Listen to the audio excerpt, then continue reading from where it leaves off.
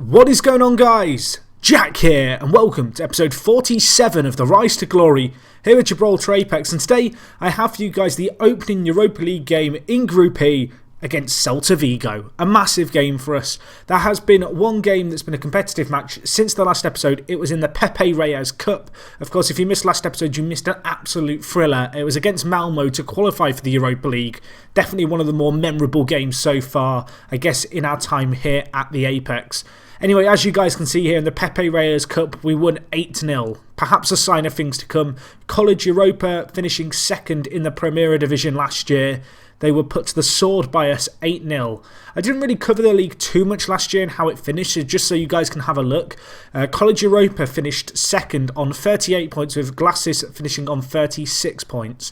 So that's how it finished. You might notice as well, not many teams had positive goal difference. Only two others besides ourselves, St. Joseph's and Glasses, those two teams.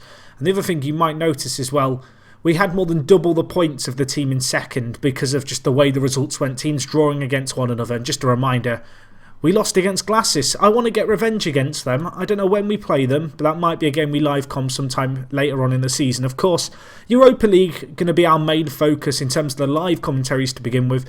My plan is to do the Celta Vigo game today. Then we might do the Fulham and Zenit St. Petersburg as games together for episode 48. Episode 49, I don't know. We'll see how we get on in the first few games. Of course, if we win a few, then suddenly every Europa League game matters. If we lose our opening 3 or 4, suddenly I'm not so eager perhaps to do quite as many Europa League games. But anyway, today we do take on Celta Vigo. A few transfers to tell you guys about since the last episode. You saw actually a few of the players I was going to tell you guys about before in terms of Milner, Putnam and Saka, if you stuck around to the end of last episode. Miller, just to recap here, young striker, looks very good, 19 years old, really a little one for the future. If he develops, he develops. If not, he's on very, very low wages and is a good third, fourth choice striker. George Putnam, great addition to the squad. This guy really hit the ground running, is kind of our club captain at the moment. Whether or not he's going to hold on to the armband, I'm not entirely sure. But the 21-year-old is a very good player. On his debut, he got 3 assists in the Pepe Reyes Cup, so that was great for him. And then the third player we signed on deadline day was Lubomir Saka, the Slovakian here. Had a pretty good debut all in all in the Pepe Reyes Cup, got an 8.6 rating. Played pretty darn well. And yeah, if he can do more of the same, I will be a very, very happy bunny. In terms of on the outs, in the end, I did end up releasing a lot of players here. You'll notice perhaps some players you recognise, players like Hadji, who played a little bit, Bonavia, Hefferman. There's a few here. In the end, I decided to release a lot of these players just because, simply put, they're not going to play very much football for us this year. The squad's grown. Obviously, we've gone professional. We've signed a lot of players. There was a lot of dead wood kind of lying around. I mean, even now, our squad is pretty bloated, if I'm honest. But at least now it's somewhat more manageable. Anyway, looking at the squad here, you'll notice a lot of injuries and suspensions and a lot of reds. Bit of a shame here. We're going to be without Robert Evans and Gary for today's game, so our centre mid position is a little bit makeshift. Before we get on to that, there are a few more transfers to tell you guys about. These are players joining in the next kind of few years, really. They're all players, to my knowledge, I think, from North America, and they're all going to be joining us when they are 18 years old. So they all have slightly different dates. You can see here, we'll start with the first one, the one who I'm kind of excited by. This guy looks good. His name is Joe Bouchard, and he is a Canadian international, 17 years old. Looks like a really nice little midfielder, promising midfielder, gets into opposition area. Nice finishing, really good technicals, really. His physicals, you know, they're not absolutely insane, but they're not completely garbage. Think he could be a very, very good player, but, I mean, I've said that about a lot of our younger American players, but I don't know, something about that guy, and this guy actually, Manuel Cruz. I'd say these two are probably the best of the players we're signing. Manuel Cruz, perhaps the pick of the bunch. 17 determination, 16 passing, 13 vision. Really nice centre mid. This guy actually joins in December, so we'll have him in only a few months' time, really, which is nice. He is, as you can see, 18 in November, so that's good for him. Good little centre mid, though. Delighted to get Manuel Cruz in the club. The next player, Jay Marriott, 17 years old. His birthday's coming up next month. The left midfielder. He's not a left midfielder. He's a left back. I see him as an alternative to Jesus. Of course, Jesus is in on loan from Barcelona. Jay Marriott is a much better player than him, really. And my plan is that when Marriott joins in January, we will cancel Jesus's kind of contract with the club, and he can go back to Barcelona. But yeah, Jay Marriott here, very good player, good determination, really, really nice physicals on this guy, determined personality. Perhaps a little bit forward. He gets forward whenever possible and shoots from distance. But, I mean, if he scores some thunder bastards, I mean, we won't complain. I might try and get rid of that PPM of shoots from range because his shooting, long shots wise or finishing and technique, they're not great. So that could be a problem. Anyway, the next player we have is Medina here. This guy plays for FC Dallas Juniors. Good centre-back, good pace, good in the air, very good physically. I mean, he's just a really solid centre-back. Could have kind of come in potentially as a third choice centre-back, but if he develops, he'll get a shot in the first team. And again, on a free, we can't really go wrong with a lot of these players because, of course, we are signing them before they're drafted in America, which means we can sign them on frees, which is really, really nice. Anyway, the next player, Peter Lazar, not joining us until... Actually, he might join us in January. No, he joined us at the end of the season. 17 years old, this guy. Good vision, good physicals. Not a crazy player, but just a nice talent to pick up. And at 17 years old, he'll be a really, really nice alternative centre mid when we do have suspensions and the likes. And the last player we got in is Melvin Thomas, a good centre back. This guy, love the determination. Again, that's something that I've really been trying to find, I guess, with these young kind of North American talents. Melvin here joins us from the Montreal Impact Academy, Canadian international at under-21s.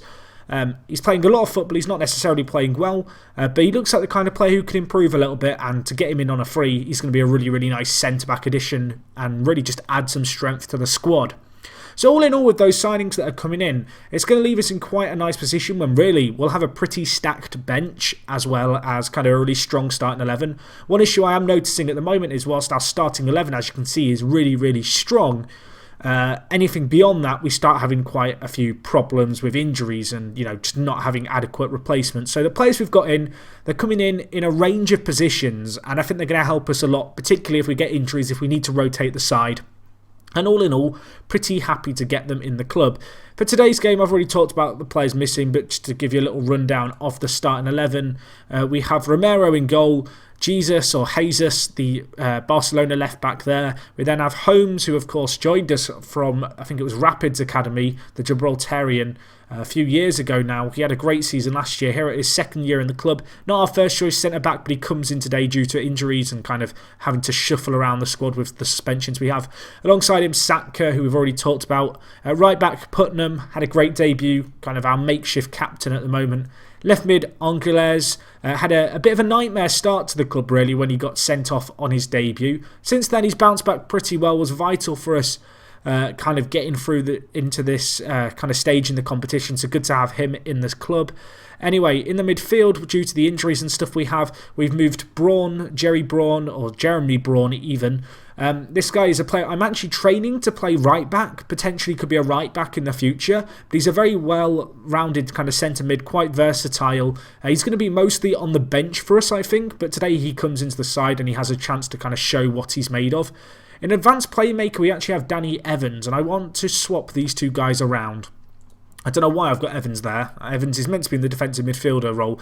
The reason I've got Evans here is, well, as you can see, he's a centre-back and natural centre-mid.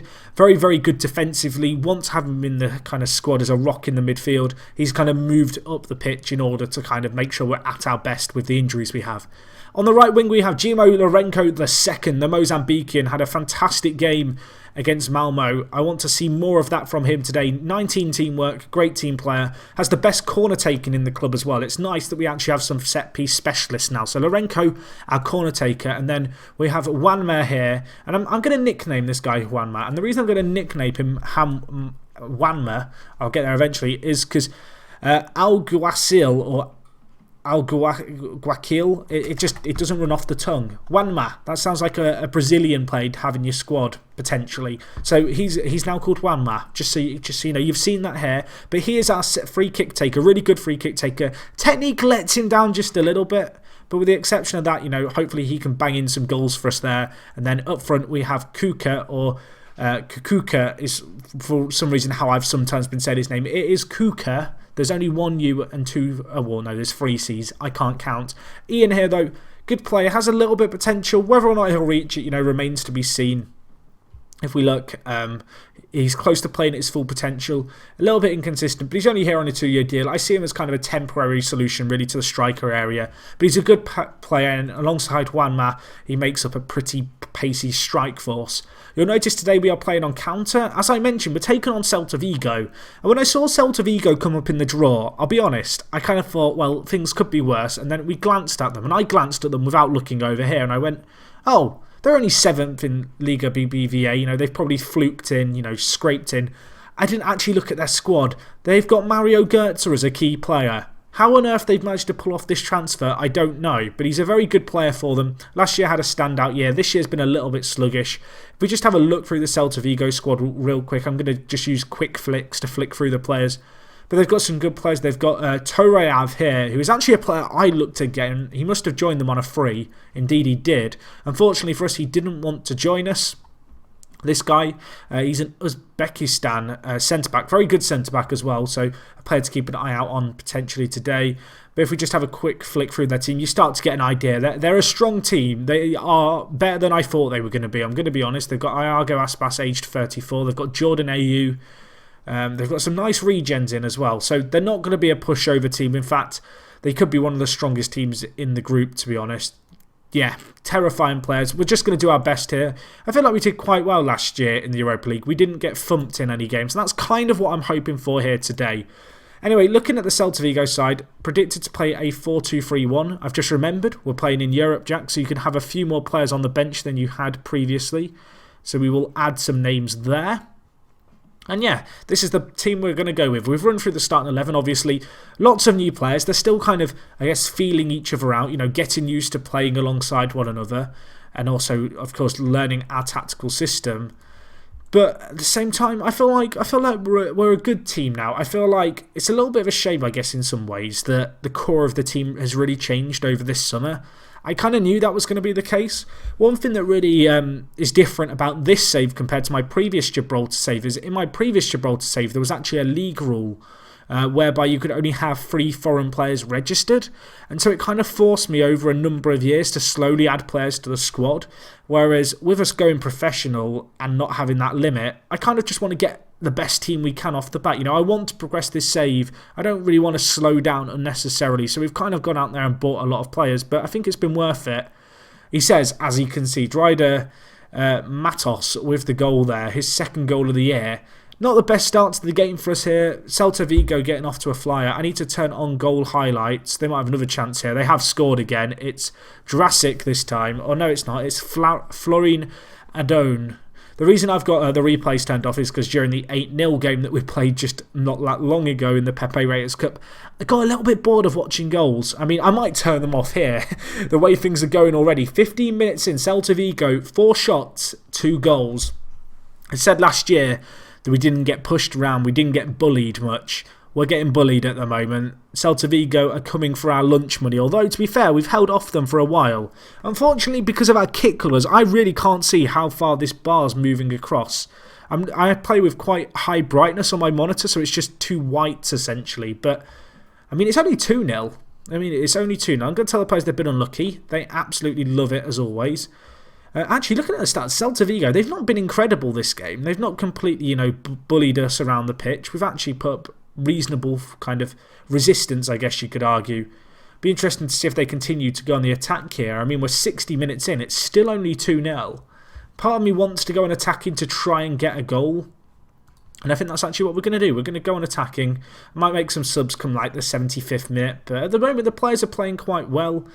I say this, they're now immediately on the attack, of course. Going on attacking ourselves, we're going to be leaving ourselves open. But I want to try and get a goal. It's something we almost achieved last year, kind of a goal in every game. And actually, we're on the attack here. Braun, Wanma, out wide to Putnam. Crosses it. Kukuka's there. I've said his name wrong again. It's Kuka. I'm going to call you whatever I want to call you, Ian. I'm sorry, Ian. We'll just call you Ian from now on. That solves everything, doesn't it? Putnam, though, the right back. Nice ball into the box. And then the Canadian there meets the ball, volleys it in. Take a bow, my son. And the away support here that's absolutely packed our stadium, they're sitting down. They're not comfortable anymore. They're squirming. Let's make some changes here. One man, not at the best game. I'm going to bring on Connolly. Lorenko at right mid is struggling a little bit for fitness. I'm going to bring on Leon, I think, actually, for Angeles, because Angeles is booked. He has a little bit of a reputation for getting sent off, and I'd rather not go to down to 10 men here. So I'll make a change there. Who knows, if we could get another goal, that would be amazing to get a draw here. But with 15 minutes left, we're going to go on the attack. We're going to at least try here. We do get a little bit of prize money for a draw. The fact we've scored is pretty, good. The fact that, well, it's only a 1-goal margin now with, 10 minutes left. I'm kind of impressed with that. That's surprised me, if I'm honest. I believe Celta Vigo are seeded second in the group, and Fulham are third, and Zenit St. Petersburg are first, of course. So this is not the most easy game technically, but we might have a chance here. Kuka with a shot.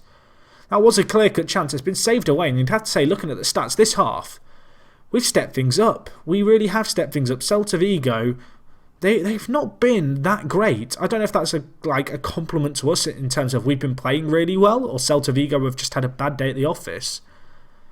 But this has been a really resilient display. I mean, it's not like we've been getting bombarded. It's almost a shame, really, that we went 2-0 down so early on into the second half. Time slipping away, though, now. 3 minutes left. It looks like there might be time for a chance. Maybe, just maybe. It's going to be a long shot, and it could be a chance for them, of course. Or it could be Jesus getting sent off. I mean, why not get another red card? We've seen enough of them so far this year. I think we've had 3 so far in Europe.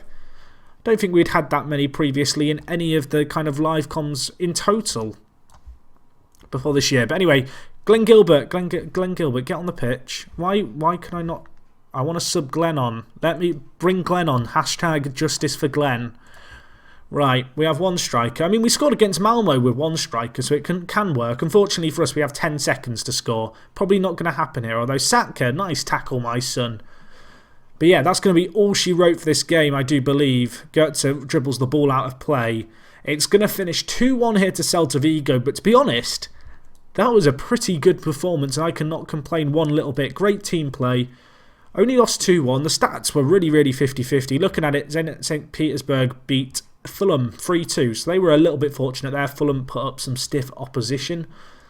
And you know what? I don't feel too ashamed of that display. That was a good performance. It's a shame that Jesus is now going to be suspended, especially when you consider that all our other players are probably going to be now no longer suspended. So we're still not going to be at full strength for the next game.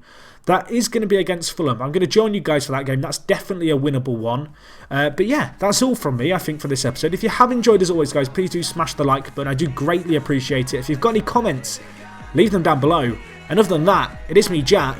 This has been Gibraltar Apex, and I'll talk to you guys in a bit. I'm out.